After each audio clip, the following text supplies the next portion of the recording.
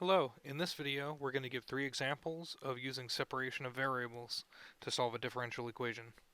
So the first example we're going to do is to solve the differential equation xy prime is equal to the square root of 1 minus y squared. And we're just going to find the general solution to this.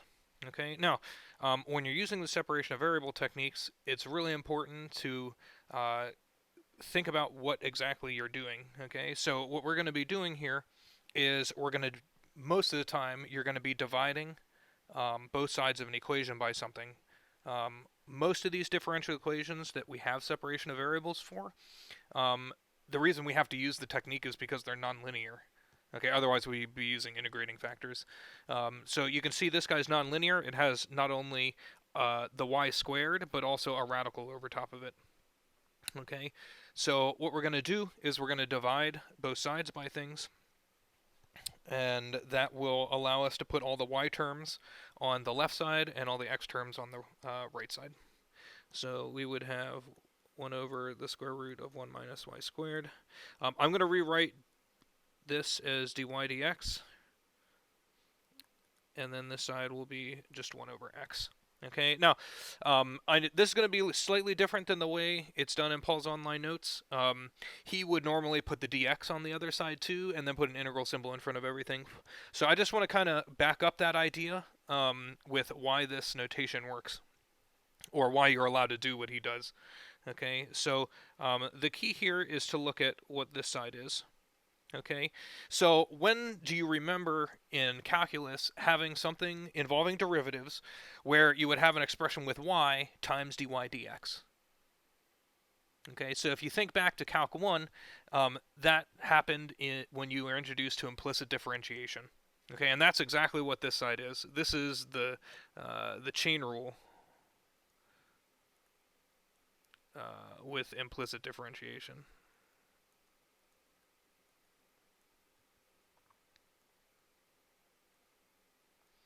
Okay, so that's exactly what the left-hand side is. It actually is the derivative of something, okay, of a function of y with respect to x. And then the right side is also the derivative of something with respect to x. Okay, so let's kind of think about what are those things the derivatives of. All right, so this guy is, here, I'll actually put that below it. I want to write something over there. So, you might have to look this up if you don't remember it from Calc 1, but the derivative on the left-hand side is the arc sine, or the inverse sine of y. Okay, so this is the derivative of the inverse sine of y with respect to x, and we're saying that's 1 over x. Okay, so if that's true, then we can take the antiderivative of both sides, and we should get the same function, again, up to a constant. So the antiderivative of a derivative is just that function. And then this becomes the natural log of the absolute value of x plus an arbitrary constant. Okay, so anyway, so what we have here is this guy. Then we're going to, now, okay, so maybe we should back up a little bit. So are we allowed to do that? Okay, what do we have going on here? Well, first of all, understand that by definition of arcsine, arcsine's only defined if the input is between -1 and 1. In other words, the absolute value of y is less than 1. Okay, so let's just make a note. This is the same thing as saying this. All right. So do we have that condition satisfied up in the beginning? Well, look at what we're doing here. So when we divide at both sides by things, you got to be really careful because you're not allowed to divide by something that's 0.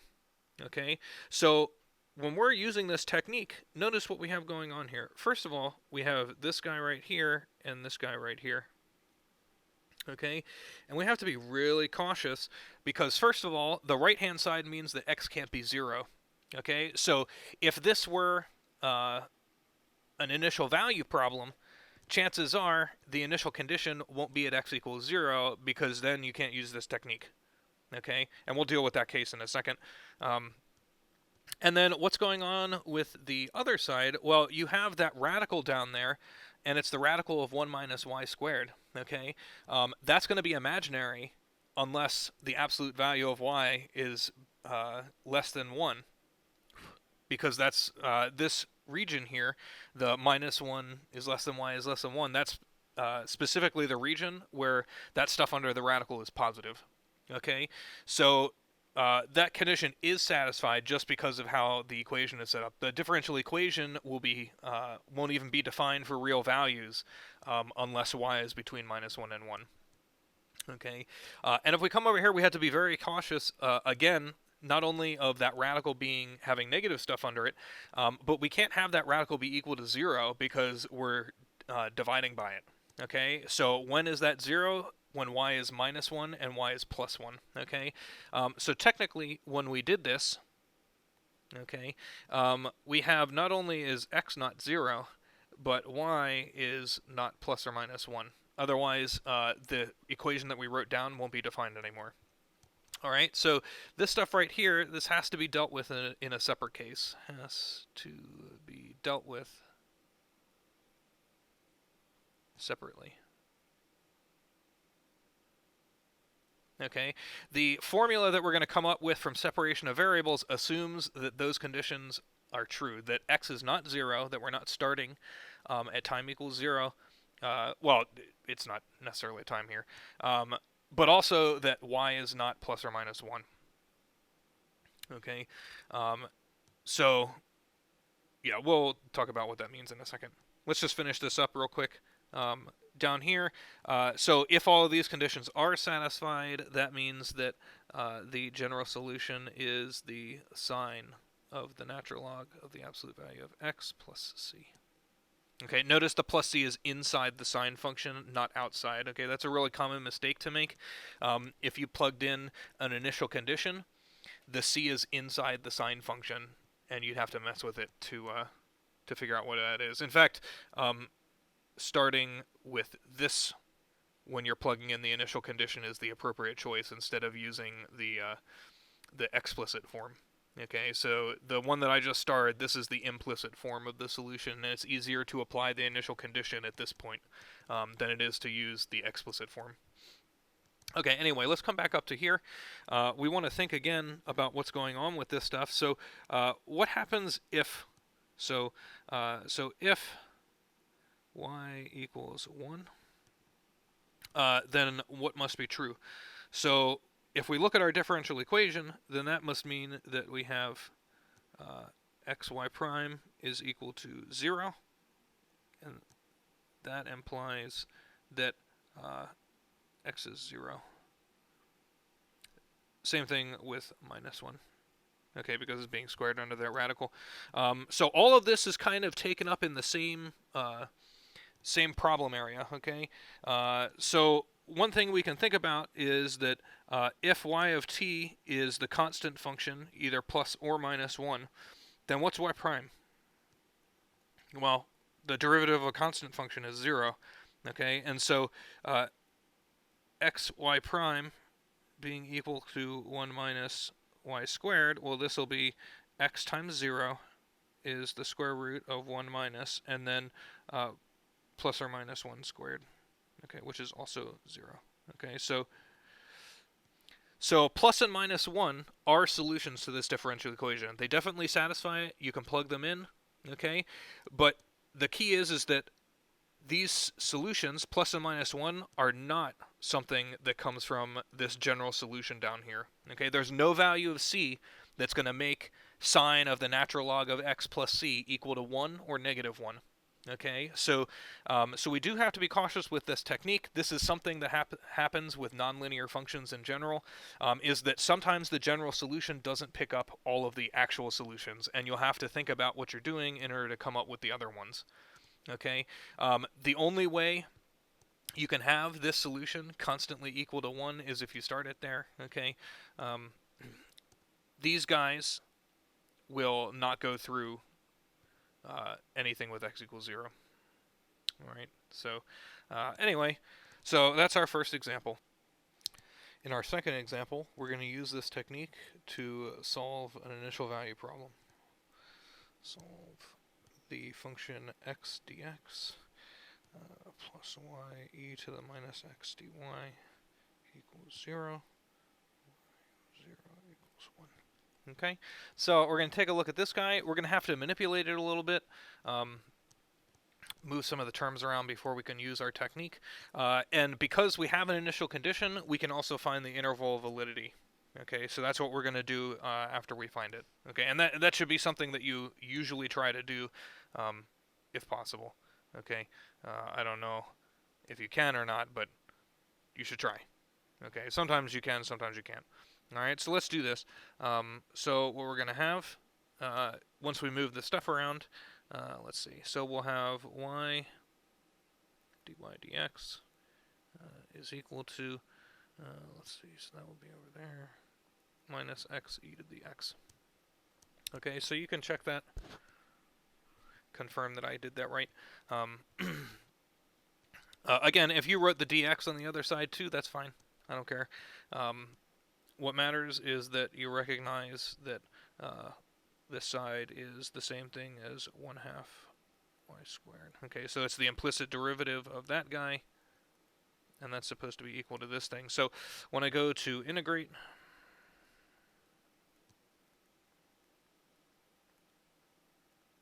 okay, so this is a integration by parts problem. So I'm going to set this equal to that. Du is minus dx. dv is e to the x dx, and v is e to the x. Okay, so we'll use a quick integration by parts substitution and get minus x e to the x plus the integral of e to the x dx, which is minus x e to the x plus e to the x plus c. Okay, so so now that we've done that, now we're going to solve for y. So this is an implicit version of the solution. In fact, this actually might be a pretty good time to find that value of c. Okay, it tends to, especially because if I'm going to find the explicit version of this, I'm going to have a square root from this y squared term over here. So so now is a good time when that square root isn't there, just to deal with the finding that initial condition.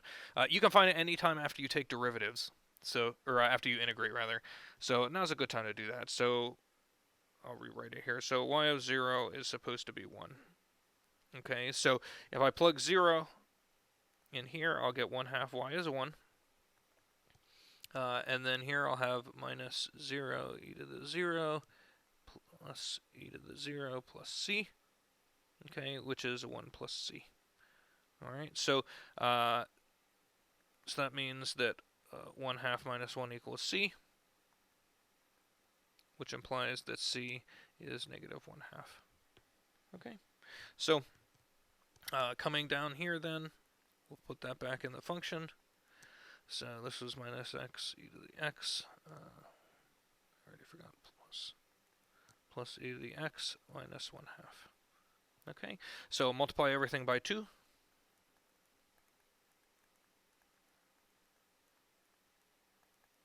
And then square roots.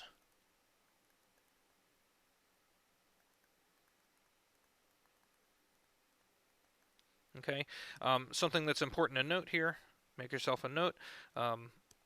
Okay, so y of 0 is a 1, which is positive.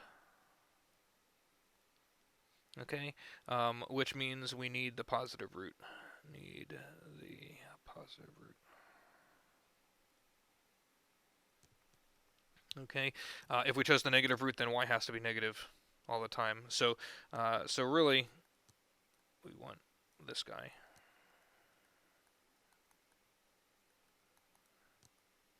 Okay, so here's our particular solution.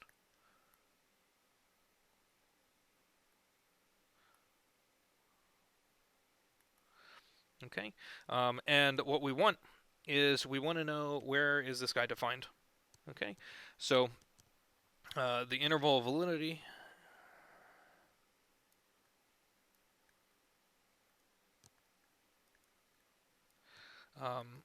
so it's basically we need to find the solutions to this equation.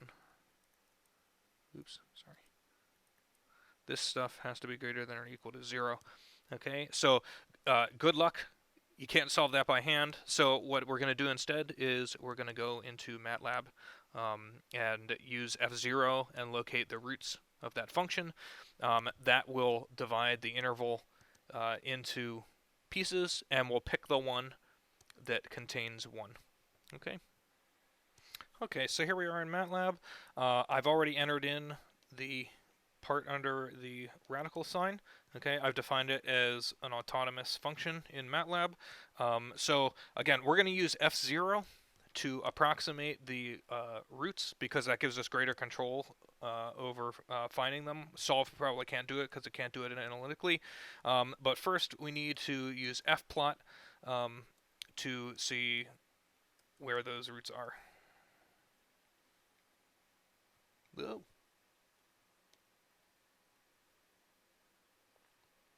Okay. So this is just a warning. When it says fails on an array of input, that's you tried to graph a function that doesn't have dots in its stuff. That should be enough. Or maybe not. Maybe we need more dots. More dots. More dots. Let's see if it likes that. It's still going to give me the error. Whatever. Okay, the key is that there's the graph. That's not helpful at all. Okay, but we do know that the initial condition is 1. I just need to shrink the area here. So let's go from -1 to 1, and then. Well, the initial condition is 0, 1, so I'm going to need this to be at, like, say, -2 to 2 or something like that. Okay, just so that I can see that initial point. It gave me an error here. Let's see. Oh, whoops, I forgot the comma here. There we go. Okay, so there's my guy. To make this a little bit clearer, okay, let's... just so that we can kind of see what's going on. I'm also going to graph another autonomous function, the autonomous function 0, and this is going to graph in red. This one I'll force to be blue. Oh, and the reason why it's not bringing this up is because I don't have this stuff. No, it'll bring a new window up every time. Okay, so there it is. There's definitely one intersection here. It looks like there's going to be another one back here. So we're going to go back and find that, okay, by expanding our window a little bit. So let's widen this to, say, -3 to 3. Okay, so there you go. I don't know if that's going to end up coming back up, so maybe we should go back a little bit more. Okay, it doesn't look like it's going to. Yeah, it looks like it's going to converge there. That clearly decays to -infinity. So there's going to be 2 roots. One is close to -2. The other is close to probably 1. Okay, so we'll come in here and we will use F0 on our function f. The first time at -2. And the second time around 1. Okay, so it finds those 2 values. So the interval of validity will be from this value to this value. Okay, so anyway, that's it. So we could do that here. Let's name this. This is x1, this is x2. Okay, so the interval of validity is, it's an open interval.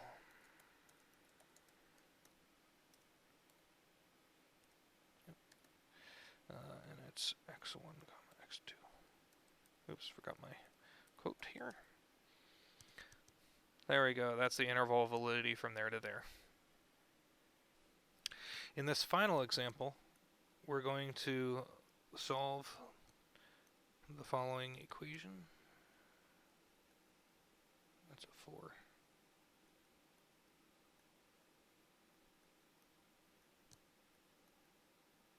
Okay, and we'll have this arbitrary initial condition with the assumption that it's positive at least.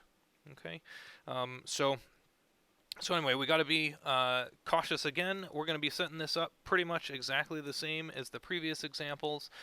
We do have to be careful when we move things around that things are okay. Okay, so now here it's kind of implied when we use t that the input is always positive. Okay, so I don't have to worry about that 1 plus t being 0, but I am about to divide by y and 4 minus y. So when I come up with my answer using this technique, we need to understand that those are solutions. Okay, so let's do this in blue. So first, y, okay, well, y equals 0, and I should have put the t there. Sorry, I'll be more precise. Okay, so these two constant functions are solutions.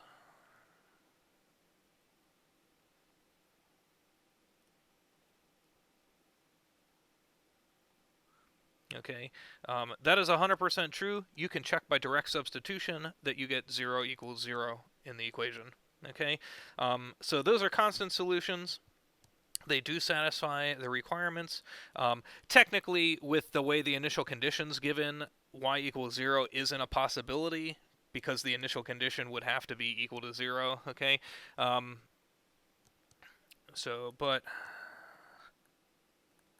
since a is positive, only y of t equal 4 can be a solution.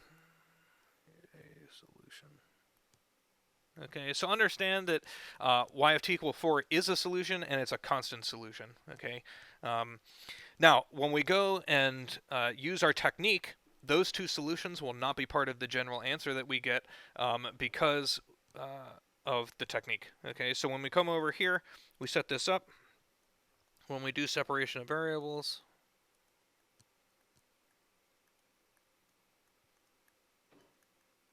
okay, or dividing by something that we can't have be equal to 0. So this is only true if y is not equal to 0 or 4. Okay, so that's important to understand there. You just need to look for those constant function cases in the beginning, and then just deal with them separately and get them out of the way.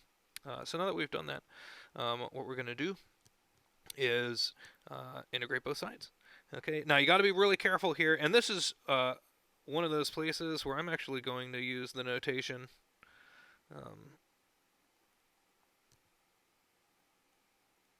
that Paul uses. Okay, something like this. Okay, now we got to be careful. Each of these integrals requires special techniques. Okay, from calculus. I mean, it's not anything super fancy.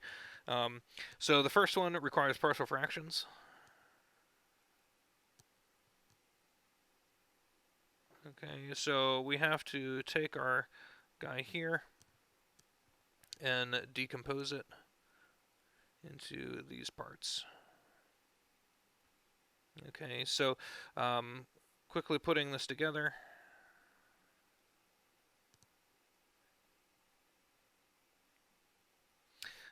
Shows that 4a must be 1 and b minus a must be 0. So y, not y, God, a. So a is 1/4 and so is b. Okay, that second equation just says a and b are the same number. Okay, so that's the first thing. Then we're also going to need, so that'll take the first guy and make it the integral of 1/4 y plus 1/4 over 4 minus y. dy. This guy over here needs a u substitution. Okay, this is like one of the special u substitutions that's right at the end of Calc 1. Okay, so we're going to let u be the denominator, and then the t on top is not the derivative of u. Okay, the derivative of u is dt. So we just have to use this first guy and recognize that that means that t is u minus 1. Okay, so when we come back here to do our substitution, still have that. Okay, this side becomes the integral of u minus 1 over u du, which is the integral of 1 minus 1 over u. Okay, so integrating these guys, we have 1/4 times the natural log of y. Now be careful here, this is a chain rule problem, okay?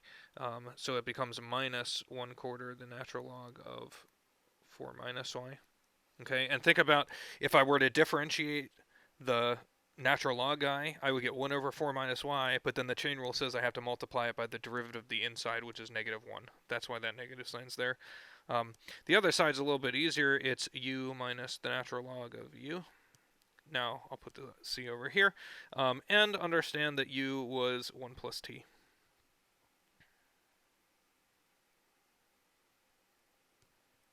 Okay, so we're going to use the properties of logarithms to mess with this a little bit. Not that much. Okay, so just a little bit.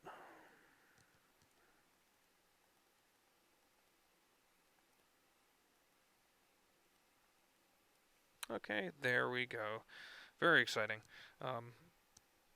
Maybe we'll do one more. Okay. Multiply both sides by 4.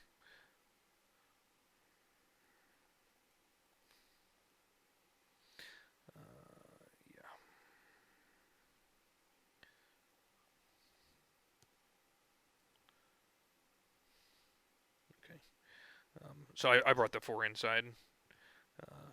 That will be kind of helpful later. Really, I'll bring it all in.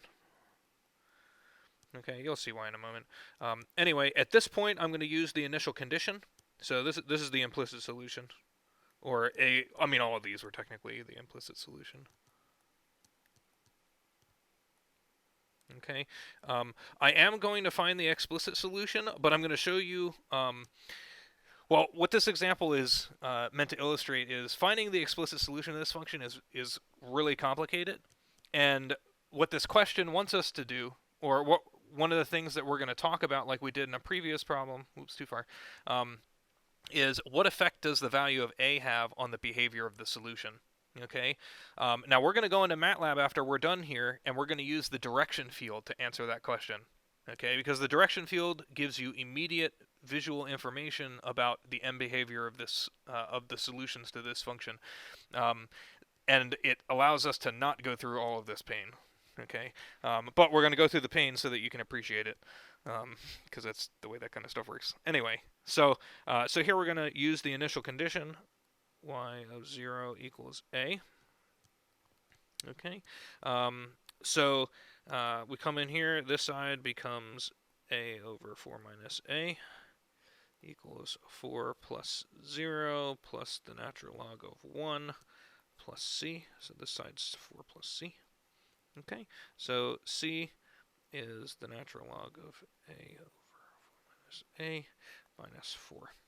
Okay, so now we're going to take that and plug it back into the original function there.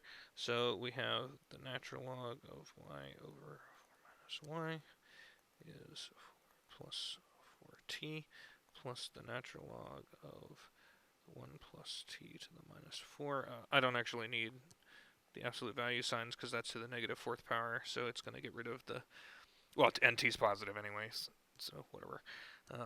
And now the c part,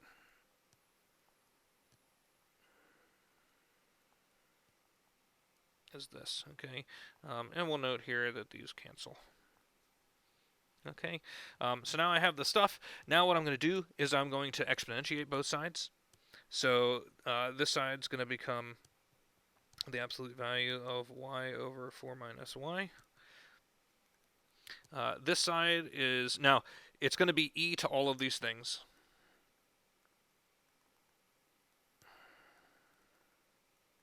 Which is why I brought that negative 4 inside the logarithm already. Okay, so by the properties of exponents, this is e to the 4t times 1 plus t to the minus 4 times the absolute value of a over 4 minus a. Okay, something else that we're going to understand here is how to deal with those absolute values. Okay, so now I'm going to break this up. It's not technically necessary to do this. So let's think about what's going to happen. So first of all, we have to remember that this guy, the left and the right hand sides, a is always positive, and 0 and 4 are constant solutions. So it's not actually possible to start at a positive number and then get a function that eventually becomes negative, because it would have to pass through 0. And the second it hits 0, the derivative is 0, and so it remains 0 forever. Okay, same thing as it can't cross 4, because if it hits 4, then the derivative is 0, and then it stays at that number forever. It's no longer increasing or decreasing. So, so one of the things to understand is the reason we found these constant solutions up here is that those solutions, you can't pass through them. Okay, none of these curves will ever be equal to those two numbers. So, so there's really two cases.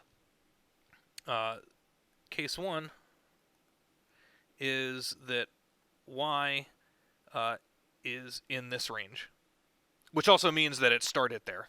Okay, in other words, a had to be in this range. Okay, and if that's the case, then 4 minus y and 4 minus a are both already positive. Okay, so that means we can drop the absolute value signs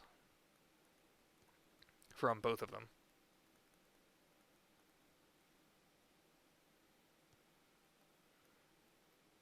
Okay, because 4 minus a is a positive number. Now, the second case,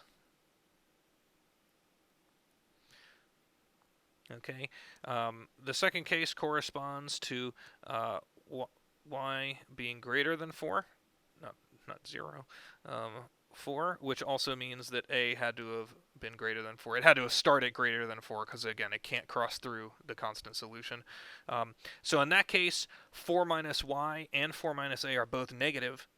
So that absolute value, so this implies that this type of thing, oh, sorry, that was supposed to be a y down there. Y is positive, so this thing is actually equal to this guy. In other words, the opposite of what's inside the absolute value bars. Okay, and so because of that, the solution becomes y over y minus 4 is equal to e to the 4t times 1 plus t to the negative 4 times a over a minus 4. Again, the absolute value is equal to the opposite of the inside stuff if the inside stuff was negative. Okay, so so we have that there. Now, understand that on this side, on the left side in case 1, I can multiply both sides by -1, and that makes it equal to the formula from case 2. So really, these are the same thing. So we can go back and forth by multiplying by -1. So actually, you don't have to split it up into the two cases. The formula is the same regardless of which case you're in. That might not be true in general, but for this problem it is. Okay, so we're going to proceed with the easier to deal with case, which is, I just like it like this one.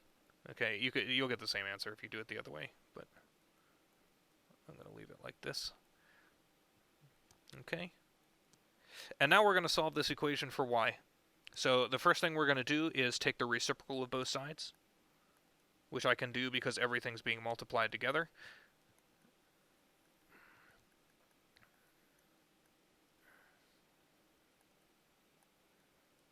Okay. I'm going to note that the left-hand side is the same thing as this.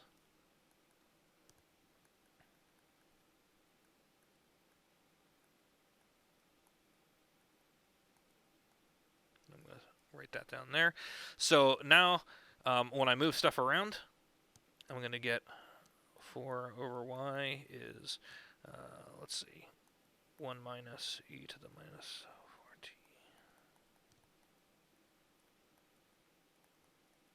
4t. Okay, and actually I'm going to do something else. I'm going to take this guy. He was negative there, so he's actually down here. Okay, and that looks sloppy. There we go. Okay, so now putting those two things together.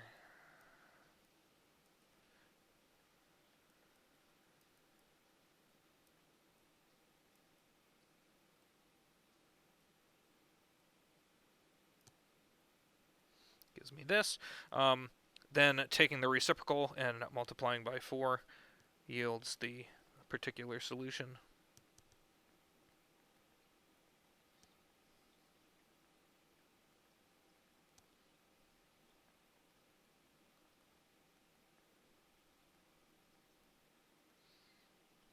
There we go. Okay, so that was a lot of work for not a lot of benefit, but it does give us a way to analytically confirm the results that we're about to see.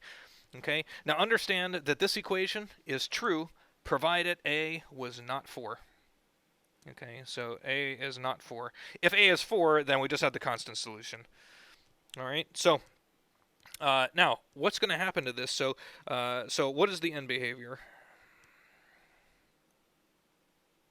What is the end behavior? Okay, in other words, what is the limit as t goes to infinity of this expression?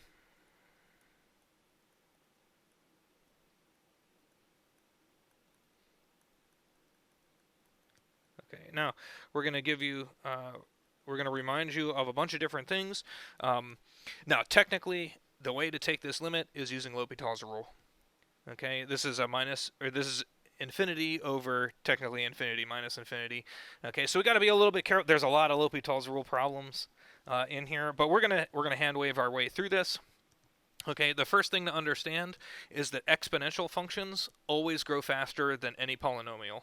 Okay, so if we look at the denominator here, this part grows slow compared to this part. Okay, in other words, I have a really big positive number, a e to the 4t, and I'm subtracting off something trivial. Okay, so it's meaningless. Okay, there's absolutely nothing there that at all is going to impact the value of the first term if t is very, very big. Okay, so in other words, it's possible to understand that this is, because of that, what am I doing? Is equivalent to this limit. Okay, again, exponential functions dominate polynomials. It doesn't matter what that second term is. If t is really big, it's meaningless. Okay, and then this is 4. Okay, because these two things cancel out. Okay, so regardless of our starting value, all solutions converge to 4. Okay, now if we come up here, what was the other solution? The only other solution was constantly equal to 4. Okay, again, under the assumption that a is bigger than 0. So all solutions, including the constant one, converges to 4. Okay, so we're going to turn now to MATLAB to look at the direction field to see that visually. So I've already programmed the function in here. I got the direction field up. This one definitely needs periods in front of everything because we're multiplying a whole bunch of different vectors together. But let's quickly do this. There we go. So you can see the two constant solutions, 0 and up here at 4. And notice anything that starts in between converges up to 4. Even the ones that are really, really close to 0 converge up here to 4. And then all the ones up top are going to come down as well. Okay, so we can confirm our analytic results using a direction field very quickly.